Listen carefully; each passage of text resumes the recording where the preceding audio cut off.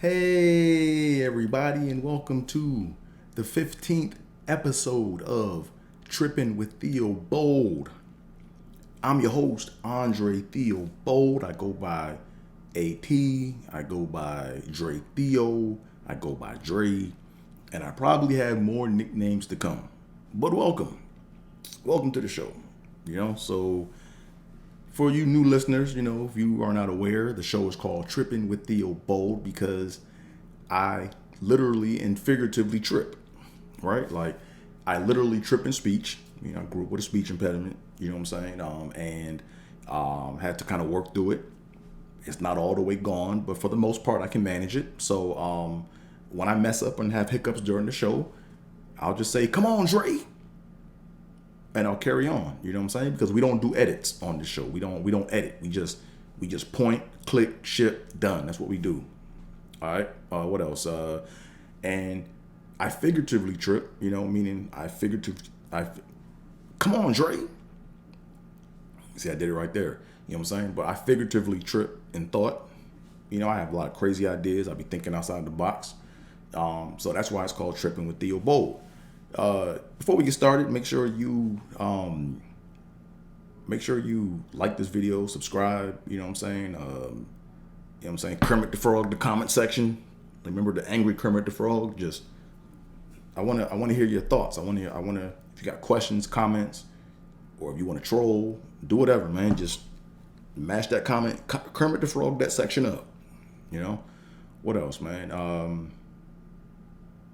On all forms, as you see my handle, or you'll see it in a minute or whatever. But AT is where it's at on all forms of social media. Follow me. So with that being said, let's go ahead and get into the first part of the show where we do advertisements. You know what I'm saying? So today's episode is brought to you by a few companies unofficially. I'm not getting paid for any of this, but these are products that I like, so I'm gonna plug these products. So first product is 47 brand. Bam, can you see it? 47 brand. So like I said, they make a good hat. They make a good sturdy dad hat. In one episode, I'm gonna have all my hats out because, like I said before, I have fitteds, I got snapbacks, I got like 6 crates full of hats. So one episode I'm gonna probably have them all spread out, and you'll see. But anyways, 47 brand makes a good solid dad hat. And as you see, I'm wearing the throwback Montreal Expos hat. And if you didn't know, I'm a Washington Nationals fan, so I'm paying homage to the team that formerly was. If you don't know, the Montreal Expos are the Washington Nationals, or the Washington Nationals are the Montreal Expos. They moved to DC in 2005, and when they moved to DC in 2005, I was a fan right away. I watched baseball like my whole life growing up, and I lived in the DC area, and I grew up, watching the Braves and on TBS and TNT, and then I also watched the Giants were big, like right after them on ESPN, when ESPN got ESPN Sunday Night Baseball, or when they had this baseball night thing or whatever. So I just was a fan of baseball, and I watched a lot of baseball. And then right when the Expos announced they were moving to DC, or the Lerner Corporation was purchasing them, I said, I'm going to jump on it. And I went to the inaugural game against the New York Mets at RFK Stadium. So they used to play in RFK. So I'm a fan, right? So a funny thing about 47 brand is, if you also don't know about this about me, I was born in Buffalo, New York, spent a lot of summers in Buffalo. So I'm a Bills fan, right? So New Era is headquartered in Buffalo, New York, right? 47 brand is headquartered somewhere close to Boston, Massachusetts, I believe, right? So if you know anything about Bills fans, we don't care for Patriot fans like that, right? Like that's like our nemesis, our arch rival, So it's kind of weird that I'm wearing I rock 47 brand hats more than I rock New Era hats, but I just like I like the quality and the feel of the 47 brand dad hat. You know what I'm saying? So shout out to them. What else? This episode of Trippin with Theobold is also brought to you by White Claw. And not just any White Claw, but this is the raspberry iced tea White Claw. And these joints hit, you know? Like at first I wasn't a fan, but the good thing about White Claws is, you know what I'm saying? It's less filling than a beer, you know? So you don't feel bloated, you don't get gas or nothing like that, and you know, you don't get too bent, you don't get sleepy. It's a good refreshing drink that gives you a subtle buzz, you know? So shout out to White Claw. And these iced teas, man, these things is hitting, especially on a day like today, because today it's like scorching hot here in LA. It's in the mid 90s. I got my AC off so you guys can hear me, you know, so. And then what else? Today's episode is also brought to you by Redbubble, right? Redbubble is a t-shirt, hoodie, print company or whatever. They make good shirts, good quality shirts. This shirt, I'm not sure if you can see it or not, but this is a proton pack schematic, right? It's a pretty dope shirt. Got it on Redbubble. And for those of you Ghostbuster fans like myself, it's, you know, we know that the proton pack is the nickname for it, but the official name or the proper name is the positron collider, you know. So this is a schematic of a positron collider. Nice shirt, nice fit, lightweight, you know. Yeah, so shout out to Redbubble, 47 brand, and White Claw, you know. So now that we're done with that and we reached the 2 minute, we're now at about 7 minutes. So I did 2 minutes of no cussing. So now I'm gonna start talking for real, for real. So motherfuck, fuckity, fuck. There we go. We in it. So let's go ahead and get into the first portion of the show, which is the Say What portion of the show, where we talk about everything speech impediment related. All right. So this is kind of the segment where I'll either talk about, you know, theory or give stories or whatever, you know, because I feel like, you know, I've been subject to having a speech impediment plague most of my life, you know, so I feel like I have the proper authority to comment on it, you know, and I'm going to talk about this shit. So today what I want to talk about in the Say What portion of the show is I want to talk about the best way to help a stutterer or someone that's locked up, how to help them, you know. It's really more of like a how-to, you know what I'm saying? It's kind of like, you know, when you see someone that's locked up and trying to get something out and they're really struggling, you know, and they're talking to you, you know, specifically, the best thing to do is to just get distracted and do something else, right? That always, I appreciate when people do that shit whenever I got locked up back in the day, you know, because some people like really, like, here's the thing, right? I used to get offended when people would laugh in my face, like when I stuttered and shit, but I had someone stutter in my face and that shit looked funny, right? It's a natural reaction. It's like a fart, right? It's random, right? So when you fart and this shit is random, it's like the shit is funny. You gonna laugh, you know? But when people prolong it and they try to bully you, that's when the shit gets fucked up, you know?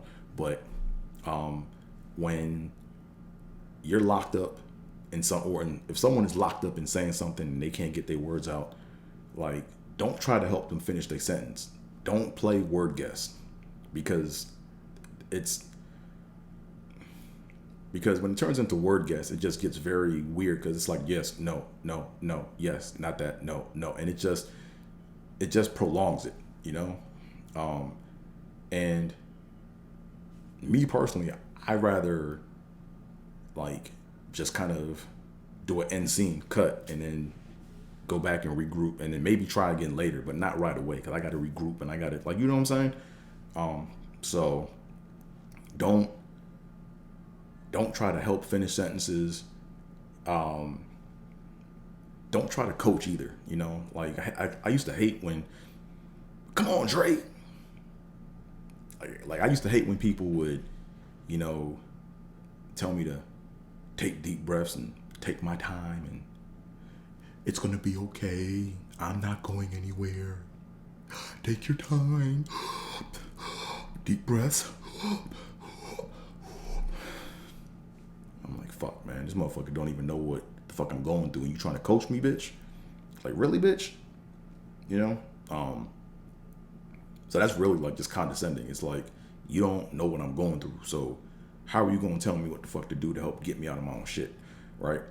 So anyways, but I'm able to I was able to weather like my emotions and not get mad. But I'm just saying, if someone that you know, or you come across someone that's getting locked up in their speech, and you see that it's obvious that that they struggling with their speech, the best thing to do is just to have a diversion and just bail out, you know? Like, when you see someone up there struggling and shit, just be like, oh man, something got my eye, I'll be right back. Cool, I got out of that. You know, now I can go back and regroup and think about because I do a lot of, I don't know about anyone else, but I go back and analyze what caused me to get in that predicament. You know, was it how I was hearing something? Was it, was I anxious? Was I thinking about something else? Like, I go back and I analyze and I come back and try again, but not right away, you know, because I'm emotionally invested at that time. You know what I'm saying? So, just do a little diversion, you know? Be like, oh shit, my phone's ringing, I'll be right back. Cool. So just little things like that, you know?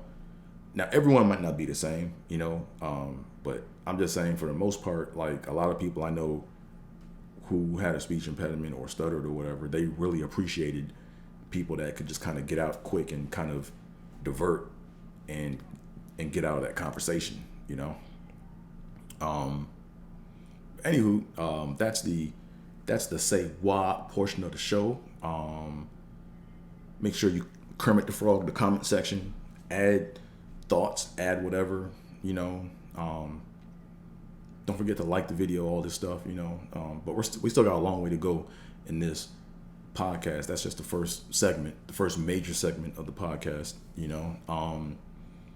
But I want to say something else too about this say what portion of the show. What else I want to say?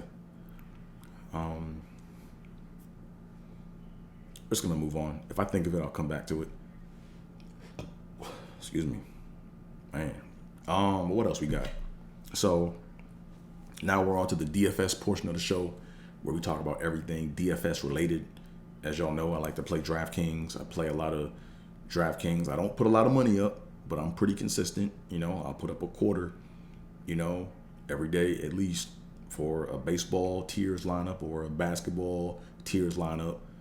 And as y'all know, my theory is if you don't master the tiers, then you shouldn't be messing with the traditional DFS, because if you can't pick the right player out of 6 people, what makes you think you can pick the right player out of 70 people with salary? You know what I mean? So that's all I'm saying, you know. So I had something funny happen last week. Not funny, but I feel like I'm getting close to hitting something big in DraftKings. You know, I'm getting close. I'm getting close. I played what was it? Basically put up $1, and top prize was $1,000, and it was in this it was in the NBA Captain Showdown mode. And I think it was game 1. And I kid you not, I almost shit myself. At the end of about mid-second quarter, I checked in on my lineup. I was in first place, winning $1,000. I was like, yo, I might walk away at least with a couple hundred. But nah, what happened was I left with $1.50.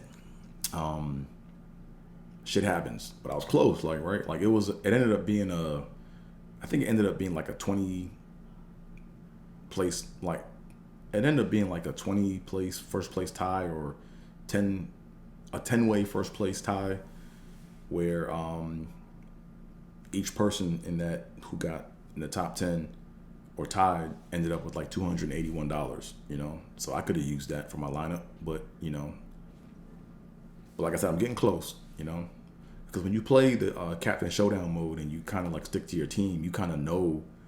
I feel like the theory is you should always play Captain Showdown mode with your favorite team because only you know the bums on your team. And when I say bum, I don't mean a bum in real life. I mean a bum in comparison with the other players. It's all about knowing the golden bum that's going to go off. Because I remember I played Captain Showdown mode for the season finale when it was the Bills, when it was the Patriots at the Bills, and I had to pick Cam Newton. Like in my lineup, you had to pick like you had to pick Cam Newton, you had to pick Josh Allen, you had to pick all those guys. But I ended up picking. I got the count right. Right, I picked 4 Buffalo Bills players and I picked 2 Patriots. Actually, no, the count was 5-1. I picked 5 Buffalo Bills and 1 Patriot, so I got the count right. I got the captain right, but I got the bum wrong. So I picked Isaiah McKenzie, who went off this was like week 14, but I picked Isaiah McKenzie, and he went off in the finale against the Dolphins. And I was real close to picking my boy Lee Smith, the dude who I dropped in the end zone on the touchdown celebration. And he was the one. And if there was one person that picked him with the other combinations, and they walked away with like 60 grand, So the best way to do the Captain Showdown is to basically just follow your team, know your bums, pick your bums, and then play around with that, or know who's not going to go off on certain games, right? So, but anyways, I'm doing the baseball tiers right now, and doing a little better. Like one of my one of my strategies now is I look at the team pitching. Right, I look at the team pitching statistics, and I look to see who has the worst ERA, and I pick on the team with the worst ERAs. Right, so right now Baltimore is like dead last. I think their ERA is like 5.34, something like that, or 5.36. And then after them it's like who is it? Can't remember. Shoot, but now the Orioles are like dead last in pitching. So whoever, I'm picking anyone against the Orioles. I think the White Sox are up there. Who else is up there? The Twins, which is hard to believe. The Twins are up there. And then teams with the better ERAs are like teams like the Brewers and who else? The Brew. Yeah. So anyways, that's my theory, right? I just basically I look at team pitching. I look at teams that have the worst ERAs, and I just pick on those teams. Or pick players going against them. And you know me, I don't play with the rain. If there's rain in baseball, that game's getting canceled. So that's why I don't. So it's a filtering process, right? You just filter, right? It's like, okay, rain game, get out of here. Rain game, get out of here. Okay, cool. They're playing against the Orioles. Cool. Let me fuck with this team going against the Orioles. Cool. Well, let me get this player going against the Orioles, and I just stack up on that, Before, I used to try to like do like pattern analysis, where like I would look at the numbers and I would say, okay, if I look at these patterns of numbers, the goal is to just get double digits for every player, So if you look at it, if you study, you can say, okay, well, when this player starts to hit double digits, are they kind of a one-off double digit player, or do they kind of go on a streak, right? So I try to catch everyone at the beginning of a streak of getting double digits, So that's another strategy that I kind of use, So we gonna figure it out one day. One day I'm gonna master this DraftKings thing, and I'm gonna hit a couple milli makers, and I'm gonna buy me a couple houses, rent them bitches out, and then ride off in the sunset, right? That's the plan, right? Let's see what else we got. Let me go ahead and switch up a little bit. It's getting a little hot in this joint. But what else we got going on here, man? Now let's move on to the simpology section of the show, where we talk about everything simp related. Because growing up, man, I was a simp. You know what I'm saying? Now, my parents didn't raise me to be a simp on purpose, but I was subject to the bullshit that was being taught in society, and you got to be street smart. You know what I'm saying? You got to know how, you got to know like how shit works when it comes to the yams. You know what I'm saying? You just got to know, like, you can't be no fool. You can't be no dummy, Like, one thing about me was when I was growing up, I used to, the one thing I struggled with, and this is what Kevin Samuels kind of gets on females about, but I kind of had my like come to Jesus moment earlier on in life, But when I was like coming up, my whole thing was I had trouble seeing how society saw me, right? I had trouble seeing how people around me saw me, So when I was trying out for the basketball team in middle school and in high school, I thought I was the same height as everybody else. But then when I looked at the videotape, I was like, oh shit, these motherfuckers is way bigger than me. Wow, like I had it bad. I was like, I didn't know I was short. I thought I was the same size as everybody else, So I had to accept that I wasn't taller or one of the tall guys on the team, And then I had my little desperate phase when I was trying to holler at every chick, for them to be my girlfriend and shit, and I didn't realize that I was looking thirsty, I was just trying to find some companionship, you know what I mean? So,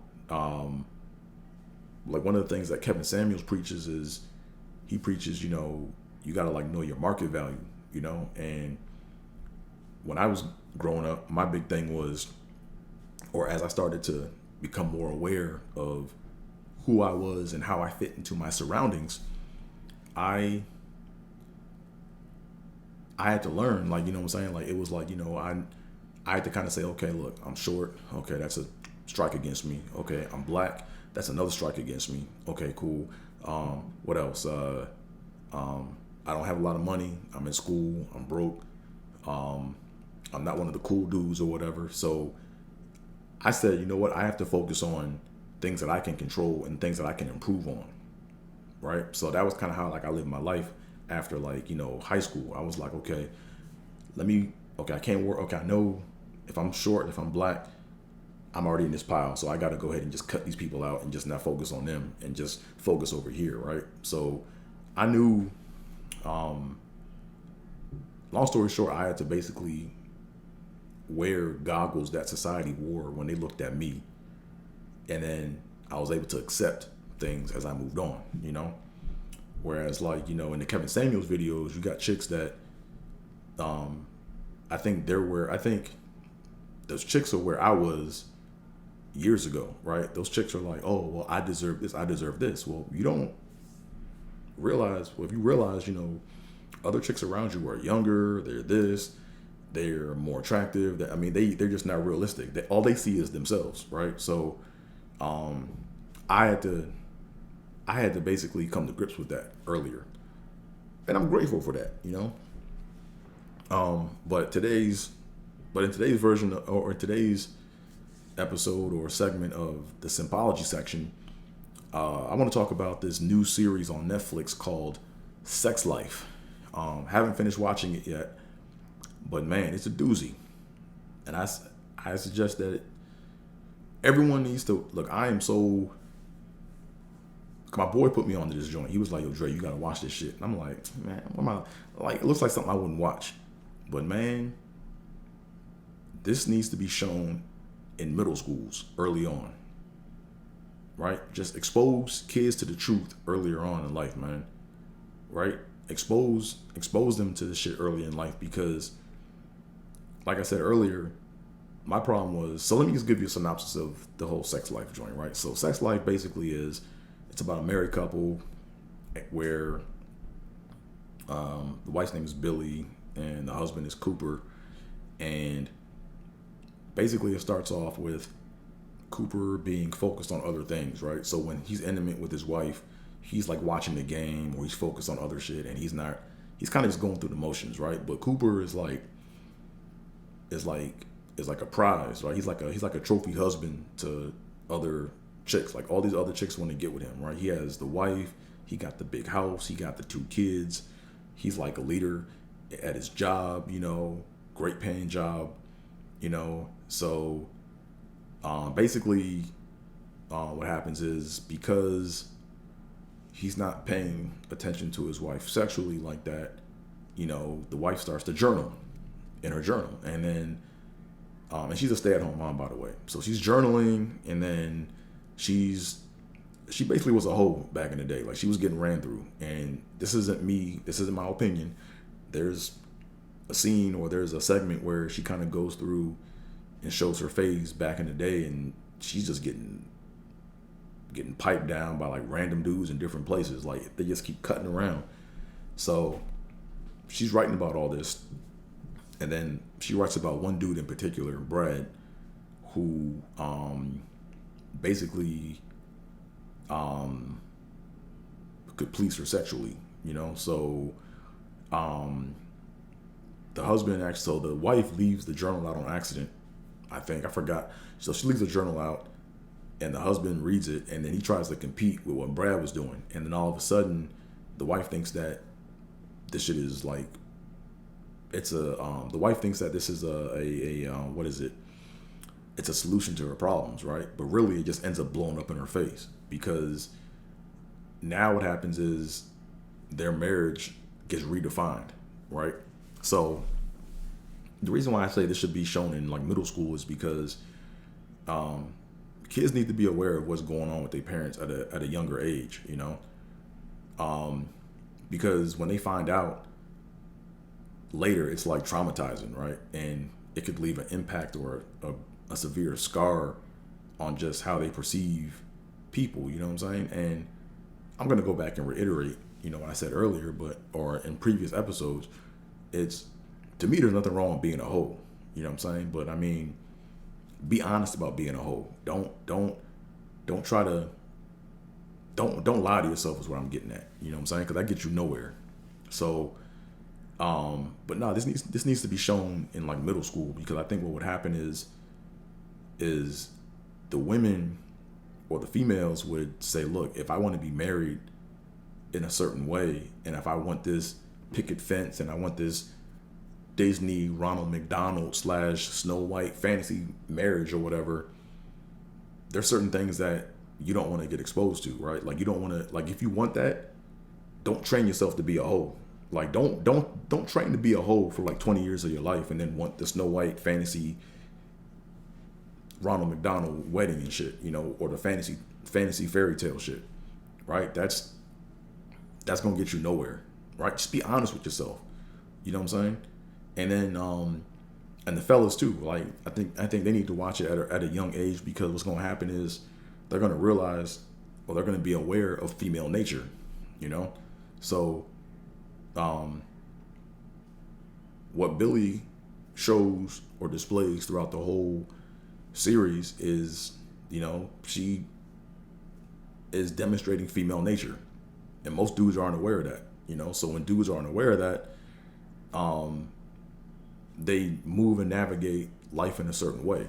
So the one thing I'm going to hit on is the common theme is Billy says that she wants it all, right? And when someone says they want it all, you have to kind of break down and define what all means, right? So for Billy, what it means to her is she wants her husband, Cooper, to be exclusive to her, while she has this little come on, Dre, while she has this little dark secret fantasy with Brad that he doesn't know about, right? Like, that's kind of like what she wants, And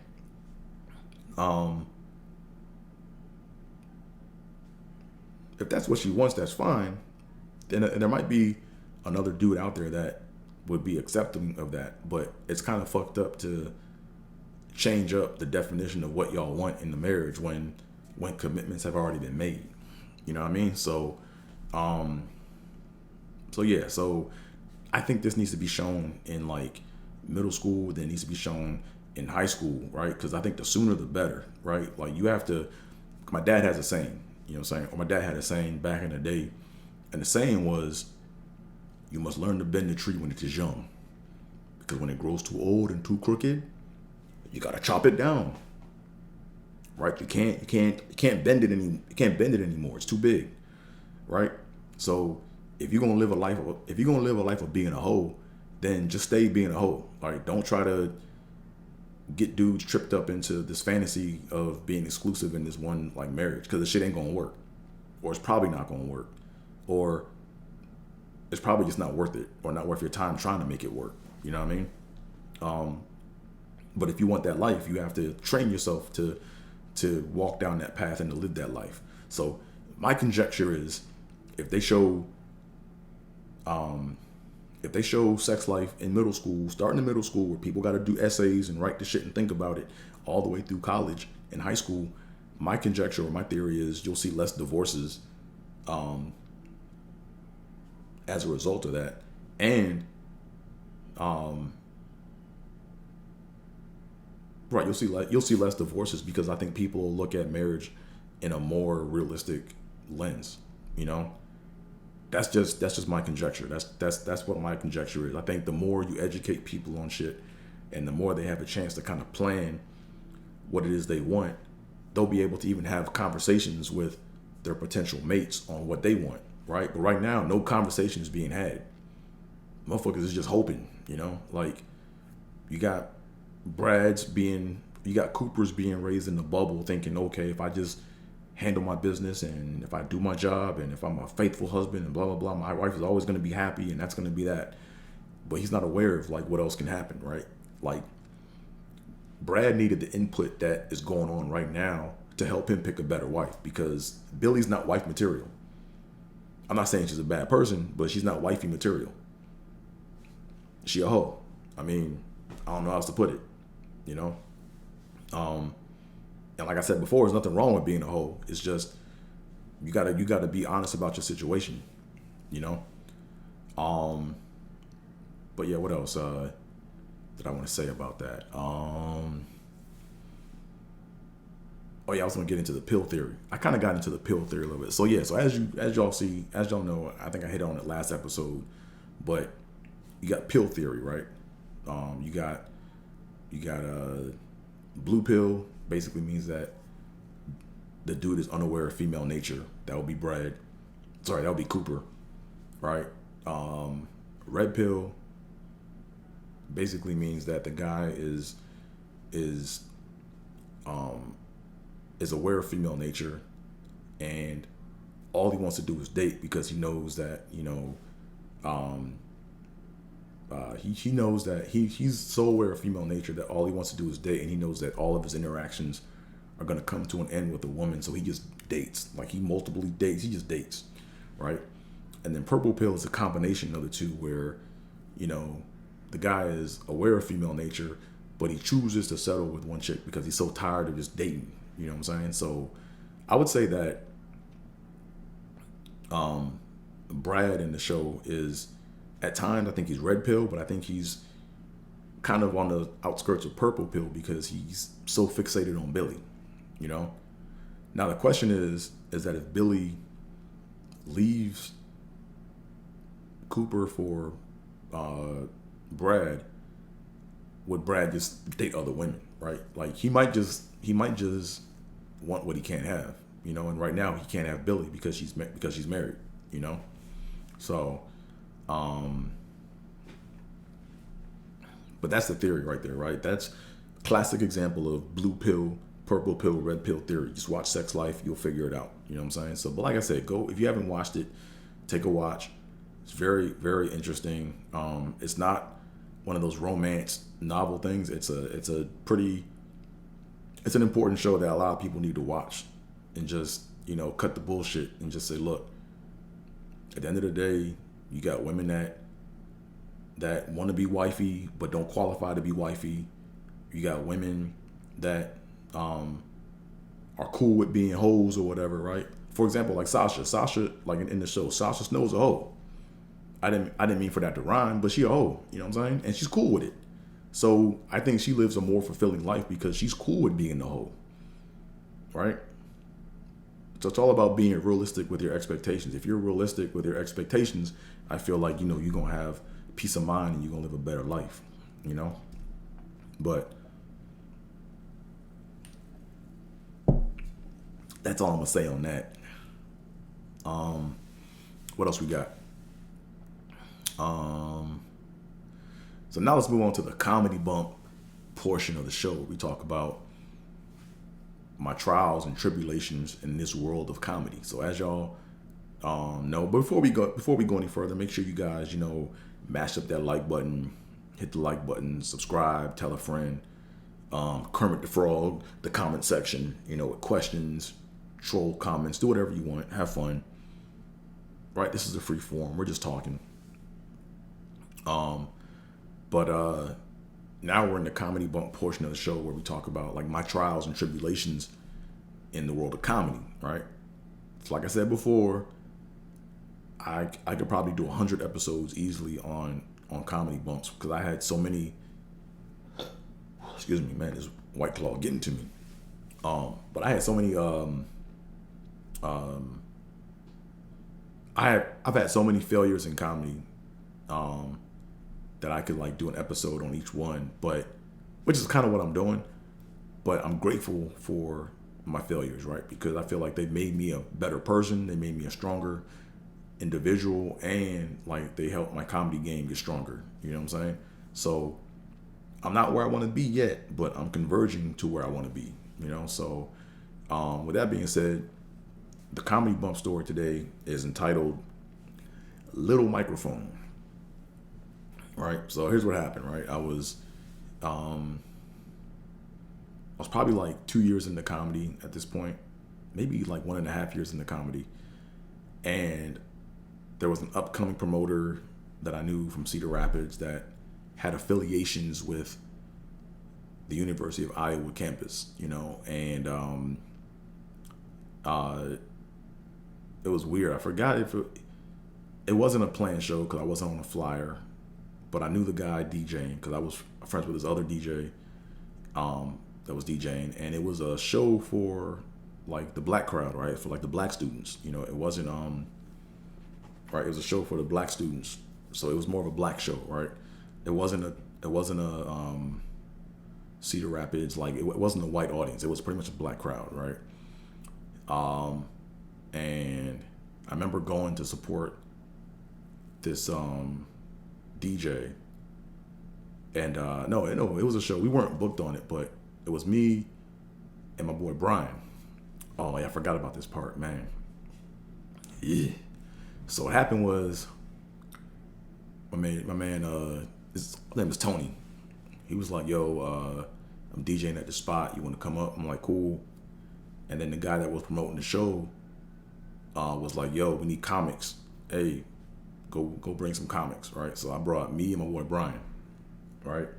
So we get to the spot. It's on the University of Iowa campus, and there was like no lighting. There was no stage set up. Really, it wasn't supposed to like even have any comedy. It was more of just like a venue they had, and they wanted to have like a night where they had good music, and you know they could, you know, attract like a certain like demographic, right? They wanted to do something for the black students on campus, right? So what happened? Yeah, so we were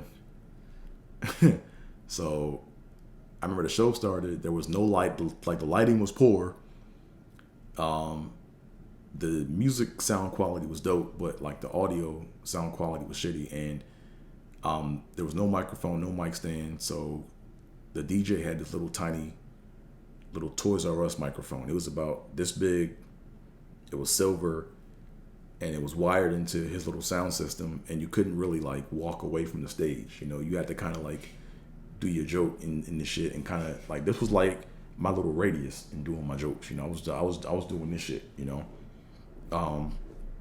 but man, that mic was small, man. Like I'm holding this shit with like 2 fingers, and that was still too much. You know, so I remember I got up first, and I was working out. I was doing some like new jokes. I did maybe a handful of open mics. I was doing open mics pretty much every week, but I was working on stuff. I was new in the game. And yeah, I did some jokes, and my first joke didn't hit. And the audience, man, they let me hear it, man. It was bad.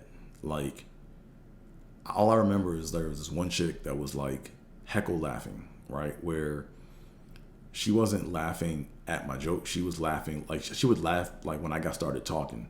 So like I would be like mid sentence, like it was a heckle laugh, right? She was trying to fuck me up on purpose, you know. And that, like, I was like trying to like remember my set, remember my jokes, and she just kept cutting me off with that laugh. So she was heckle laughing, you know.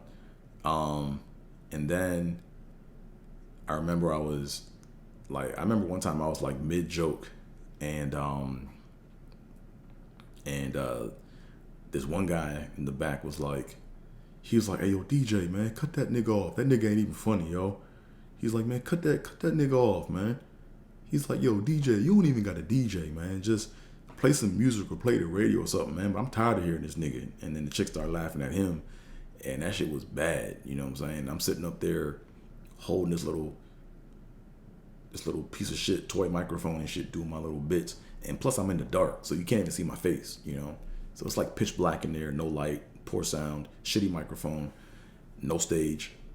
And I remember, like, I was standing like right in front of the DJ booth, and I had motherfuckers get up and, like, to go to the bathroom. They would get up and like walk directly in front of me, look me up and down, and then go to the bathroom and come back. Like, it was bad. That was a big comedy bump, man. Cause I was like, wow.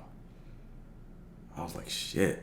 Like, man, that shit hurt. Like, but you know what's funny is I had fun. Like, I knew I wasn't gonna stay at the bottom too long, cause my pop had this saying, you know, when I was like fucking up in school, in middle school, I was getting bad grades, and my pop, you know, there was at the parent teacher conference, my one teacher was like, you know, Andre's doing much better. He's improving, and, you know, things are going real good for him. And my dad just cut him off and said, "Yeah, I know he's doing better, right? Because he has nowhere else to go but up." You know, so that's how I kind of knew, like, that was like kind of like my comedy rock bottom. You know, I knew things were gonna get better because that shit was bad. You know. And then on top of that, to top things off, my boy Brian, real funny dude, white dude, a little older. He actually worked at my job and shit with me. But man, he had this joke, and it's a funny joke, but it's like, you gotta like know the audience and know it's a pretty smart joke. Like, you know what I'm saying? Like, I can't get mad at it. But basically the way the joke goes is how did it go? Yeah, so he tried to pull me into the joint. He was like, "Yo, when Andre first moved to Iowa, first thing he asked me was, you know, hey, where are all the KKK people at? I want to make sure I know where they're at, so I can, I guess, avoid them." And then he was like, "I don't know any KKK members." But then he was like, "Who knows? I might be one." And I was like, "Oh shit, that's kind of dark." But that wasn't the joke. The joke that he did was, he was saying he was in the hood driving, or he had to drive through a hood, and his car broke down, and he needed help pushing it to the side of the road. And he said he saw some black dudes or whatever, and the black dudes, you know, came up to him, the black dudes were kind of minding their business, and he said, "Hey gentlemen, would you mind helping me get my car to the side of the road?" And he says in his joke, the black dudes were like, "We ain't your slaves, motherfucker," you know. And then his response was, "Why, that's mighty niggardly of you." And then he says, you know, they shared a couple. Then when he said afterwards, after he explained that niggardly meant selfish and ungiving, they shared a couple laughs while taking him to the ER with a black eye or whatever, you know. So, like, to me, it's a decent joke. Like, I mean, it's a decent joke, but the word niggardly, when you see a white dude on stage say a word like that, like, so first of all, what happened was the room wasn't set. So all they heard was this white dude on stage say niggard. And everyone said, "That motherfucker say nigga?" They turned around, that nigga say nigga? That motherfucker say nigga? They was like, "That nigga say nigga?" And then he got off stage, and that was like his closing joke. And then he came and sat right next to me and was just smiling. I was like, oh man. I was like, fuck, I look like a coon right now, man. God damn. I'm like, shit. Like they said, he's sitting right next to me and shit. God damn, you get there and did that bit. And they're looking at me like I'm a sellout now. But man, that was a huge bump. Because not only did I bomb, but then this dude got on stage and did a joke that was taken as a racist joke or whatever. And then he sat next to me and we sitting there just like talking and chilling. So I just ate it. I was like, man, whatever, man, fuck it. I know the joke because I heard it multiple times, and I think a few of us told him, hey, it's a good joke, but you got to like kind of like the shock value is I think more than the actual joke, and then I don't know, but yeah, so that was the comedy bump, man, and so the key thing is what did I learn from that comedy bump, and what I learned from that comedy bump was, I learned that, that's part of the game, being uncomfortable, being on stage, being in awkward situations, that's part of the game, being vulnerable is tantamount or paramount.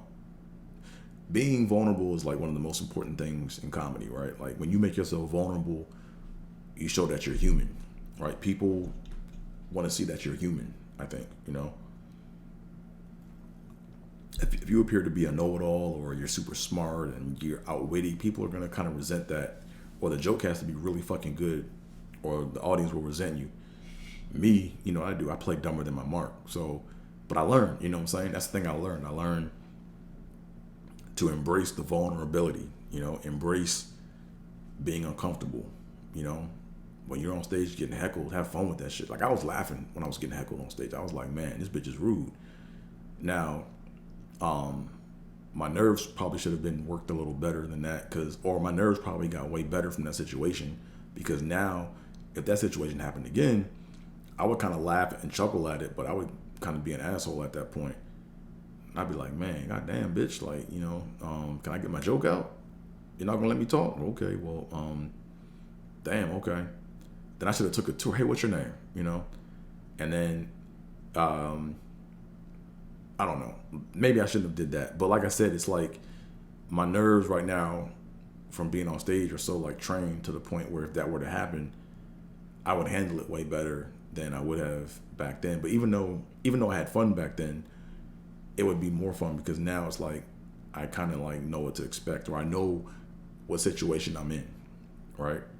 So that was that, man. So like the main thing I learned, like I said, the main thing I learned from that situation is just to embrace being uncomfortable, embrace failure, and then go back home and then do the homework, go back and say, okay, why did my set fail? Okay, cool.